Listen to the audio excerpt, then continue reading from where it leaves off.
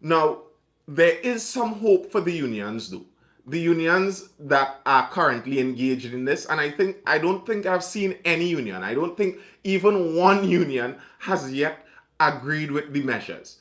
And there is some hope for the unions because one union, the Communication Workers Union, took an employer to court, to the industrial court, and it was revealed today or yesterday that they won that matter. CWU wins injunction for unvaxxed workers. 7 unvaccinated workers who were banned from their workplaces and denied salaries found favor at the industrial court in Port of Spain on Tuesday in an application for injunctive relief brought by Communication Workers Union Secretary General Clyde Elder and President Joan Ogier. The 7 may now return to work and must be paid their salaries for December, which other colleagues would have already received. So look at that. That's a bit of precedent already set there. The Communication Workers Union has already won an injunction here in this case where, okay, you said these workers couldn't return because they were vaccinated, and now the industrial court said, well, actually, you're wrong. The ruling came from a 3-judge bench made up of Hubert Saverall, Industrial Court Vice President, Melvin Daniel, and Albert Aberdeen. Now, here's something interesting I find with this case. They gave the names of the 3 judges that ruled on this case.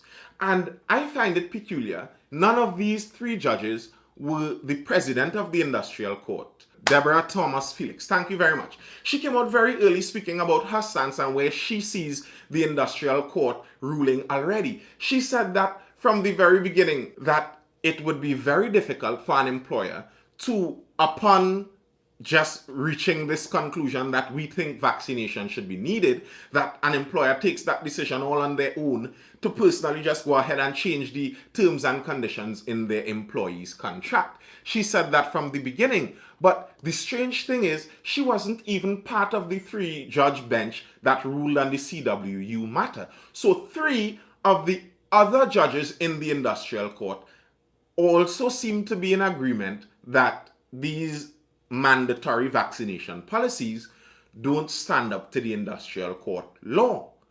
Elder presented the case of 5 workers from a firm named Waste Disposal and 2 from a related firm called Environmental Holdings. He said the union was not against vaccinations, but was protesting an alleged breach of the Industrial Relations Act where workers were locked out despite an alleged lack of consultation beforehand by the company. He made the point that neither of the companies was a safe zone as declared by the government, where staff and patrons must be vaccinated, although they served in safe zones. Elder complained that any company mandate to the workers to get vaccinated represented a material change in their terms and conditions of work. Workers have been reporting for work every day, but were told by security that they would not be allowed onto the compound because they are not vaccinated. So that was actually those were 2 companies according to the case. 2 companies did that, and the court already ruled you cannot do that.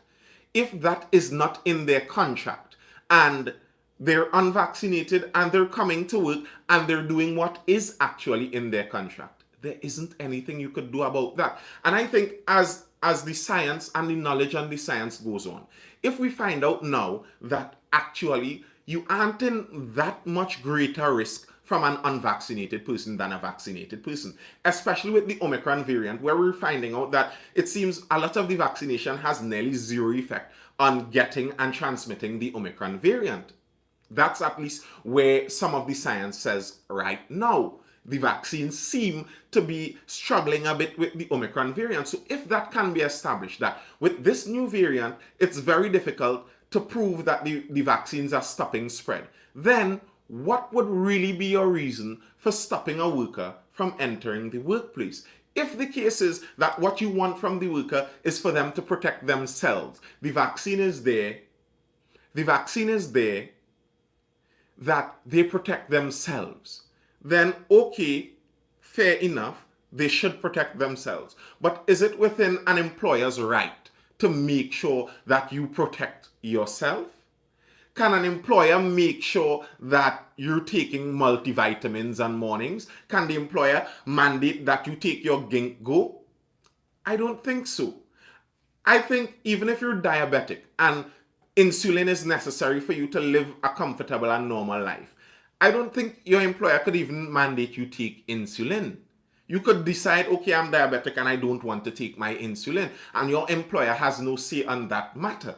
The reason an employer may have a say on vaccination mandate matters is if the case is that when an employee comes unvaccinated onto your compound, that employee now poses a higher risk to the other members on the compound, to the other members of staff, to the other customers, if it can be proven that they pose an increased risk to them, then maybe you could have a logical argument to say, okay, well, in this case, this is why we want this forced. But if that is not the case, then what really is the logical argument for being able to force a worker to do this?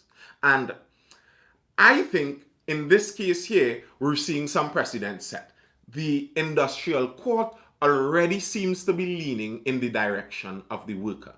Employers don't have a right, but they have a right to a safe environment for their workers. That's true. They do. But what entails a safe environment?